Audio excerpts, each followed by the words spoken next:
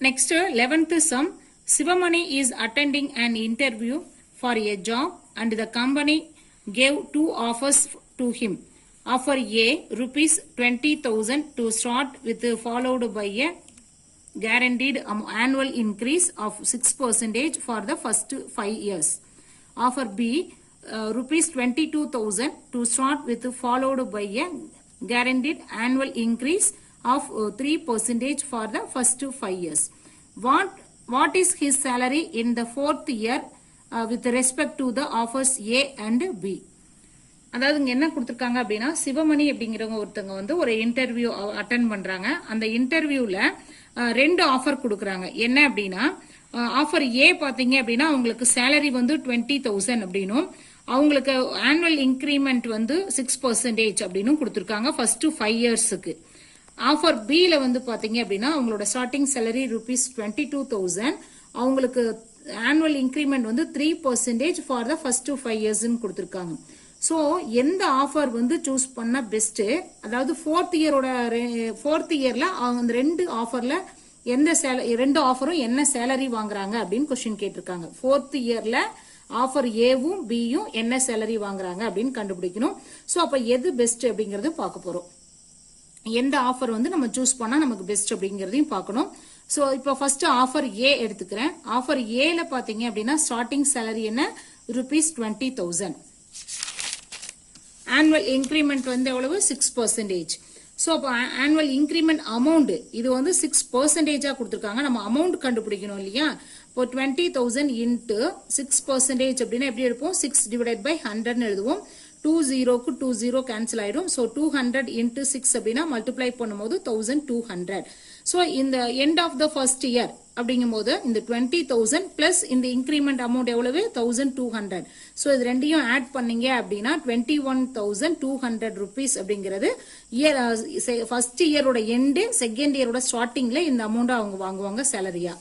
So second year increment amount இப்போ கண்டுபிடிக்கணும். அதுக்கு வந்து அவங்களோட சேலரி எவ்வளவு, 21,200 இன்ட்டு இந்த 6%. ஸோ அப்போ 6/100, 20 கேன்சல் ஆயிடுச்சுன்னா இதை மல்டிப்ளை பண்ணும்போது 1272 கிடைக்கும்.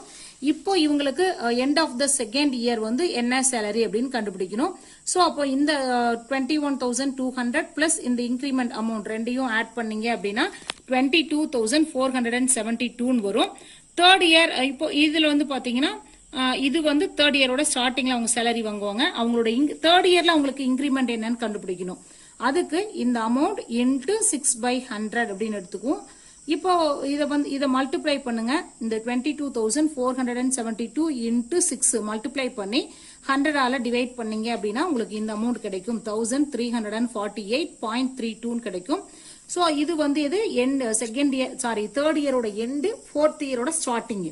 அப்போ இந்த 22,472வையும் இந்த 1348ஐயும் இந்த 0.32 நம்ம விட்டுறோம். ஏன்னா அது பைசா 32 பைசுங்கும் போது நம்ம அதை விட்டுட்டு இங்க என்ன பண்றோம், 1348ங்கிறத மட்டும் எடுத்து ஆட் பண்ணோம் அப்படின்னா 23,820. இது என்ன அப்படின்னா தேர்ட் இயரோட எண்டிங், ஃபோர்த் இயரோட ஸ்டார்டிங். ஸோ அப்போ ஃபோர்த் இயர்ல அவங்களோட அமௌண்ட் என்ன, 23,820. ஸோ இதுதான் அவங்க கேட்டிருந்தது ஃபோர்த் இயர்ல அவங்க என்ன அமௌண்ட்னு. ஸோ ஆஃபர் ஏ வந்து இந்த அமௌண்ட் வாங்குறாங்க. இப்போ இதே மாதிரி ஆஃபர் பி கண்டுபிடிக்கணும். அதுக்கு ஸ்டார்டிங் சேலரி பாத்தீங்க அப்படின்னா 22,000. ஆனுவல் இன்கிரிமெண்ட் எவ்வளவு கொடுத்திருந்தாங்க, 3% கொடுத்திருந்தாங்க.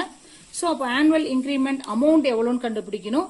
ஸோ பர்சன்டேஜ்ல 3% கொடுத்திருந்தாங்க. இப்போ அமௌண்ட் எவ்வளோன்னு கண்டுபிடிக்கிறதுக்கு 22,000 இன்ட்டு 3/100.